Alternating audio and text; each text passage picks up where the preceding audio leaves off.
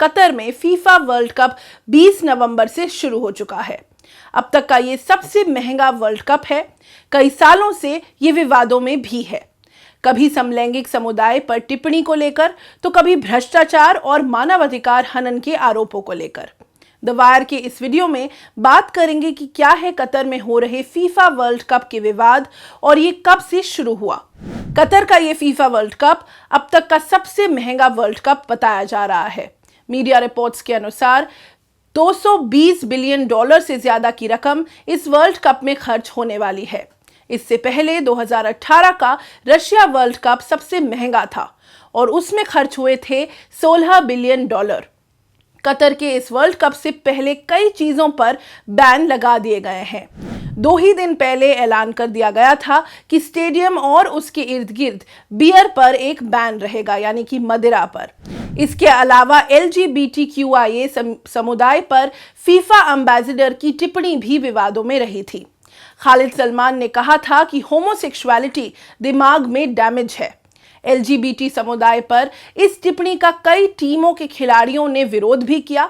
England और Wales के कप्तानों ने सतरंगी बैज पहनने का ऐलान भी किया था, मगर फीफा की ये धमकी के बाद किसी ने इस बैज को मैच के दौरान नहीं पहना।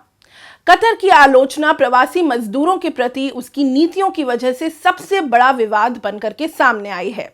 अगर आंकड़ों की बात करें तो द गार्डियन की रिपोर्ट में बताया गया है कि 2010 से 2020 तक 6500 प्रवासी मजदूर अपनी जान गंवा चुके हैं। ये मजदूर नेपाल, भारत, बांग्लादेश, श्रीलंका के थे। आपके खुद के घरों में ऐसे कई मामा चाचा जरूर होंगे जो कतर, सऊदी और अरब जैसे देशों में नौकरी कर रहे हैं या जाने वाले हैं। कतर पर लेबर कानूनों से जुड़े मामलों में कई आरोप लगते रहते हैं। मजदूरों की सुरक्षा, सुविधा और उनकी रहने की अवस्था पर कई सवालिया निशान खड़े हुए हैं। द गार्डियन ने अपनी इस रिपोर्ट में बताया है कि दिसंबर 2010 के बाद से हर हफ्ते 12 मजदूरों की मौत इस वर्ल्ड कप के जितने भी तैयारी हुई है उसको करने में उनकी जान जा चुकी है। जानकार ये मानते हैं कि इन मौतों की वजह में गर्मी में काम करने की वजह से, दिल की बीमारी, सुरक्षा सुविधा ना होने की वजह से हुए हादसे शामिल हैं। मगर कतर में इन देशों की एम्बेसीज ने इनमें से ज्यादातर को नेचुरल डेथ बताया है। नेचुरल डेथ आमतौर पर तब बता दी जाती है जब लाशों की ऑटोप्सी नहीं करवाई जाती। कतर को वर्ल्ड कप होस्ट करने का मौका मिला, मगर सवाल यही था कि इतना छोटा देश फुटबॉल का सबसे बड़ा इवेंट कैसे होस्ट कर पाएगा। वजह यह थी कि ना कतर के पास ऐसे स्टेडियम थे, ना ही खिलाड़ियों और दर्शकों के ठहरने के लिए होटल्स या ठहरने का इंतजाम। कतर ने 2010 में बताया था कि वो 12 स्टेडियम तैयार करेगा। इन 12 में से 9 स्टेडियम एकदम नए बनाए जाएंगे और 3 को रेनोवेट किया जाएगा। यही वो स्टेडियम थे जिनको बनाने में कई मजदूरों की जान गई है। कतर में करीब 12 लाख प्रवासी मजदूर रहते हैं जो भारत, नेपाल, बांग्लादेश और श्रीलंका, फिलीपींस से वहां पर गए हैं। ये बात भी जान लेना बहुत ज्यादा जरूरी है कि ये प्रवासी मजदूर कुल लेबर फोर्स का 94% हिस्सा हैं, यानी कि 1% कतरी नागरिक 5 प्रवासी मजदूर हैं। इन मजदूरों से ज्यादातर घरों में काम करने वाले और लो स्किल्ड वर्कर्स हैं। कतर की पूरी आबादी का 85% हिस्सा गैर कतरी लोगों का है। इस आबादी में से सिर्फ 25% महिलाएं हैं। अब बात करते हैं कि कतर को वर्ल्ड कप होस्ट करने का मौका मिला कैसे। 2010 में अंगोला में फीफा प्रेसिडेंट सेप ब्लैटर ने ऐलान किया था कि 2022 का वर्ल्ड कप कतर में होगा। सिर्फ 30 लाख की आबादी वाले कतर ने अमेरिका, ऑस्ट्रेलिया जैसे देशों को पीछे छोड़कर इस बिड को अपने नाम कर लिया था।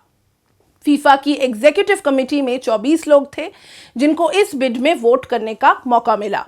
कतर से जुड़े हुए जो बिडिंग प्रोसेस का खुलासा लगातार होता रहा है।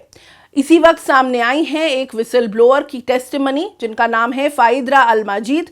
उन्होंने आरोप लगाया था कि कतर के लिए बिड कैंपेन के हेड अल थवाड़ी ने एक होटल रूम के अंदर 24 में से 3 वोट्स को उनके वोट के बदले $1.5 मिलियन दिए थे। हालांकि 2017 में छपी एक जांच रिपोर्ट में यह दर्ज किया गया था कि अल माजिद के दावे झूठे और मनगढ़ंत थे। इन सब विवादों के बीच फीफा के मौजूदा प्रेसिडेंट ने वर्ल्ड कप से ठीक पहले एक प्रेस कॉन्फ्रेंस में यह कह दिया था कि पश्चिमी देशों को कतर पर उंगली उठाने से पहले खुद को देख लेना चाहिए। कतर को पूरी तरह से डिफेंड करते हुए गियानी इन्फांटिनो ने कहा था कि वो खुद यूरोपियन हैं और यूरोपियंस ने जो 3000 सालों से किया है उसकी भरपाई के लिए अगले 3000 सालों तक माफी मांगनी पड़ेगी। ये उनके शब्द थे। गियानी ने कहा था कि ये वर्ल्ड कप सबसे बड़ा होने वाला है। बीबीसी ने कतर की ओपनिंग सेरेमनी ना दिखाकर उसकी आलोचना करते हुए रिपोर्ट्स दिखाई थी। वर्ल्ड कप को शुरू हुए 3 दिन हो चुके हैं और फुटबॉल के फैंस जी लगाकर इसे देख रहे हैं, लेकिन ये विवाद भी हैं जो शायद कतर और फीफा का पीछा कभी नहीं छोड़ेंगे। द वायर के और वीडियोस देखने के लिए सब्सक्राइब करें और बेल आइकन पर क्लिक करें। स्वतंत्र पत्रकारिता की आर्थिक मदद करने के लिए डिस्क्रिप्शन में दिए गए लिंक पर जाएं और अपनी राशि चुनें।